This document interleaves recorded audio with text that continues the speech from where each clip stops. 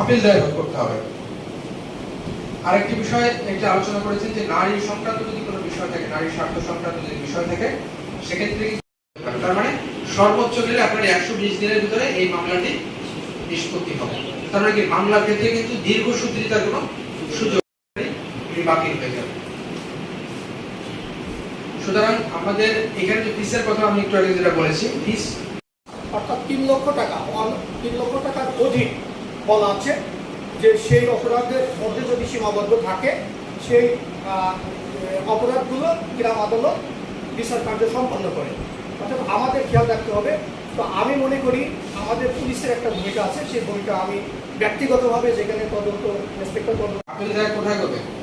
যদি দেওয়ানি মামলার ক্ষেত্রে সরকারি যে জজ আদালত যেটি আছে সেখানে দায়ের করতে পারবে, অথবা সেটা আমাদের একটু ধারণার বাইরে আছে কিনা আমি জানি না। আমি সম্মানের সাথে বলতে চাই এখানে গরিব এবং ধনী বলে একটা জিনিস উঠে আসছে, কিন্তু এটা আমার কাছে মনে হচ্ছে ওরকম না। এটা হচ্ছে যে অপরাধের দরদ, অর্থাৎ এখানে আপিল দায়ের করতে হবে। আরেকটি বিষয় একটা আলোচনা করেছেন যে নারী সংক্রান্ত যদি কোনো বিষয় থাকে, নারী স্বার্থ সংক্রান্ত যদি বিষয় থাকে, সেক্ষেত্রে বলা আছে। তো একটা গরিব মানুষ অপরাধ সংঘটিত হয়েছে ধর্ষণে, সেটা কিন্তু গ্রাম আদালতের না। আবার একটা লোক ধনী, সেখানে ছোট্ট একটি ঘটনা ঘটছে, অর্থাৎ সেটা কিন্তু গ্রাম আদালতের, অর্থাৎ কিছু শিডিউল আছে। অর্থাৎ এখানে কী কী ধরনের মামলা ডিল করা হয়, কী কী ধরনের মামলা নিয়ে তারা বিচার কাজ করা যায়, দেওয়ানিটাও ঠিক তদ্রুপ।